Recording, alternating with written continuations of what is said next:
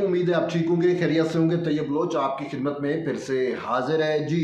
Judicial महाज से जुड़ी हुई एक अहम डेवलपमेंट है और ये डेवलपमेंट बरह रास्त मुंसलिक है मखसूस नशिस्तों के नज़रसानी केस से।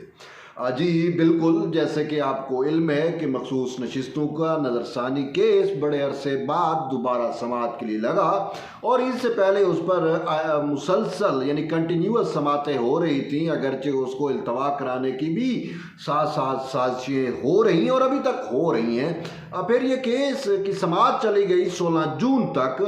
तो अब 16 जून को ये दोबारा समाअत के लिए लगेगा, लेकिन इसमें अहम डेवलपमेंट हुई है। वो डेवलपमेंट ये है कि सोई हुई हुकूमत खैबर पख्तूनख्वा की हुकूमत जो है वो उसकी अब आंख खुली है, अब उसकी जाग हुई है।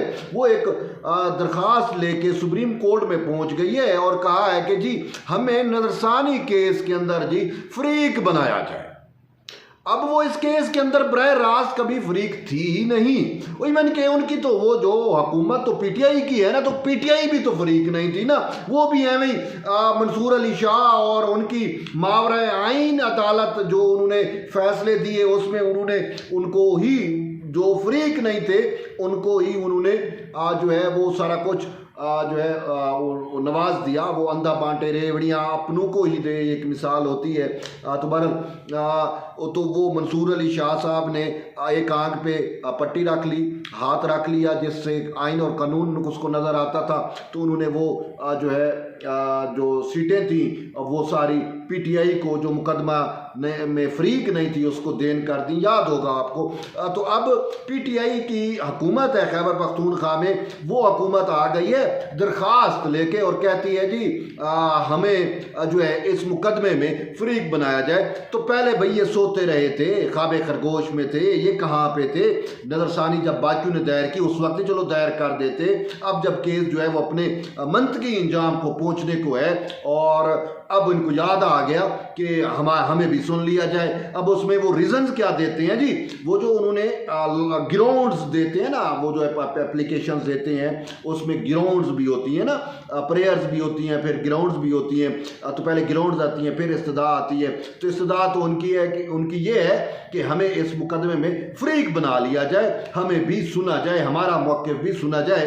ग्राउंड्स उन्होंने ये दिए हैं कि चूँकि जितने भी दरख्वास्त गुजार हैं उन्होंने हमें जानबूझ के फरीक नहीं बनाया, जबकि हम बरह रास्त इसमें फरीक हैं।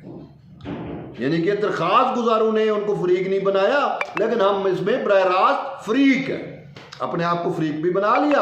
और कहते हैं कि जी इसमें चूँकि स्पीकर सूबाई असम्बली इन्वाल्व हैं, फलाना इन्वाल्व है, फलाना इन्वाल्व है, तो इस वजह से हम इसमें फरीक बनते हैं। तो हमें फरीक बनाया नहीं गया, तो इसी वजह से हमें भी इस मुकदमे में फरीक बनाया जाए और हमारा मुद्दा भी सुन लिया जाए।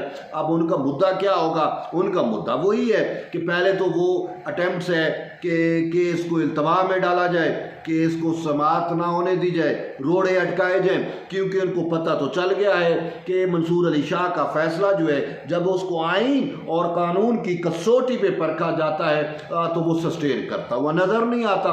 खुद जो है वो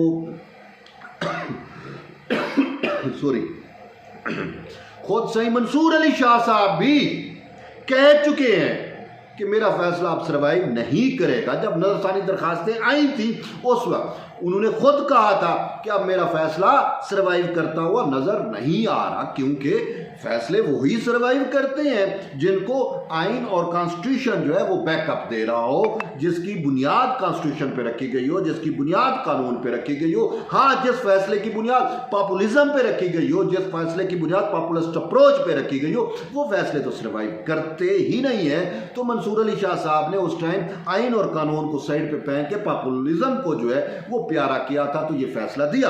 तो अब ये सहूलतकारी बरह रास्त की, तो अब उस सहूलतकारी के नतीजे में जो दिया गया फैसला वो सर्वाइव तो कर नहीं रहा। तो खैबर पख्तूनख्वा हुकूमत जो है उन्होंने ये दरख्वास्त दायर की। दरख्वास्त एडवोकेट जनरल खैबर पख्तूनख्वा की जानिब से दायर की गई। मुद्दा इख्तियार किया गया कि हमें इसमें फरीक बनाया जाए। तो अब देखना ये है कि 16 जून को होपफुली इंशाल्लाह इस पर समाअत ज़रूर होगी, क्योंकि जो डेट दी गई थी सुप्रीम कोर्ट की जानिब से, कॉन्स्टिट्यूशनल बेंच की जानिब से, लार्जर बेंच की जानिब से, वो डेट थी 16 जून की। ईद की छुट्टियां आ गई और सारा कुछ हो गया। गया जस्टिस अमीनुद्दीन खान साहब जो इस बेंच को हेड कर रहे हैं, वो फिर चले गए हज के ऊपर। तो अब वापसी पे ये समात के लिए लगेगा। तो अब देखना ये है कि खैबर पख्तूनख्वा की हुकूमत की ये दरख्वास्त इंटरटेन होती है या नहीं होती है। खैबर पख्तूनख्वा हुकूमत हर उस मुकदमे में आ जाती है जिस मुकदमे में PTI जो है उसके इंटरेस्ट हो। ये बात बड़ी मज़े की है। अब वो इस्लामाबाद हाई कोर्ट जजेस वाला केस है, सीनियरिटी वाला, वो जिसको आप इमरानदार जजेस कहते हैं, उन्होंने भी तो जो है वो जस्टिस सरफराज डोगर और उनकी इस्लामाबाद हाई कोर्ट में जो तबादला है उसको चैलेंज किया हुआ है। उसमें भी PTI फ्रीक, ये खैबर पख्तूनख्वा हुकूमत फ्रीक बनी हुई है, बन गई। उनसे पूछा भी सही आप कैसे फ्रीक हुए हैं, हम भी फ्रीक बन गए। ये इनकी तो बहरहाल अब भी इन्होंने जो है वो दरख्वास्त दायर कर दी।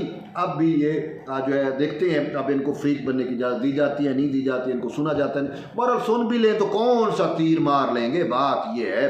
चलो अब मामला जो है ये इसमें मखसूस नशिस्तों वाले केस में अगर आप देखें तो ये इसमें जो है वो जितनी पॉलिटिकल पार्टीज़ फ्रीक हैं जिन्होंने नजरसानी दरख्वास्त दायर की, पाकिस्तान मुस्लिम लीग नून, उसने अपने तहरीरी जो गुजारिशात हैं वो सबमिट करा दिए।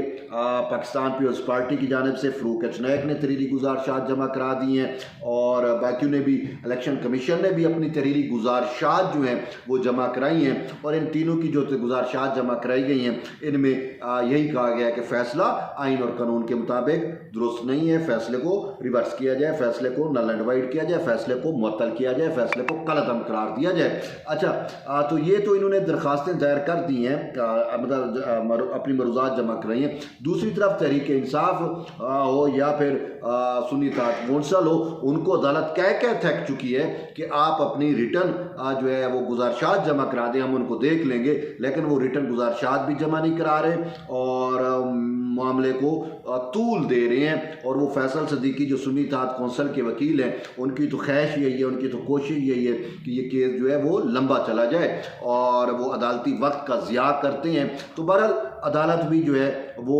पूरा कर रही है कि ये कल को ये ना कहें कि जी ये देखें जी हमें तो सुना नहीं गया, हमें ये नहीं किया गया। बहरहाल वो जो इंसाफ के तकाजे होते हैं इनको इनकी ख्वाहिशात और तवक्कुआत से भी ज़्यादा वक्त दे के अदालत इनको सुनना चाह रही है, सुन रही है। चे जाया कि वो कोई आइनी और कानूनी नुकात उठा ही नहीं रहे। एक गलत फैसले को कभी जस्टिफाई करते हैं, कभी उसको जो है वो ओन करते हैं, कभी ओन नहीं करते। और सुन्नी इत्तेहाद कौंसल ने तो इस फैसले के आसानी दरख्वास्त दायर नहीं की, लेकिन उसका वकील इतना वक्त ले रहा है। तो अब देखते ये हैं कि 16 जून को इस मामले पे क्या अहम पेशरफ्त होती है और समात किस सिमत चलती है और मामलात आगे कैसे चलेंगे। लेकिन मैं आपको प्रिडिक्शन कर देता हूँ कि होपफुली इसी जो नेक्स्ट वीक है, इसी वीक में ही ये केस जो है वो कंक्लूड हो जाएगा और फैसला जो है वो होपफुली इंशाल्लाह नज़र भी आ रहा है कि फैसला जो है वो मुअत्तल भी हो जाएगा और मखसूस नशिस्तें जो हैं वो PTI और इनको तो मिलने से रहीं। तो बहरहाल अब देखते हैं फैसला, हतमी फैसला अदालत ने करना है, वो क्या फैसला करती है। बहरहाल एट द एंड यही है कि जुड़े रहिए तैयब बलोच के साथ। मिलते हैं एक नई वीडियो, तब तक इजाज़त दें, अल्लाह हाफ़िज़।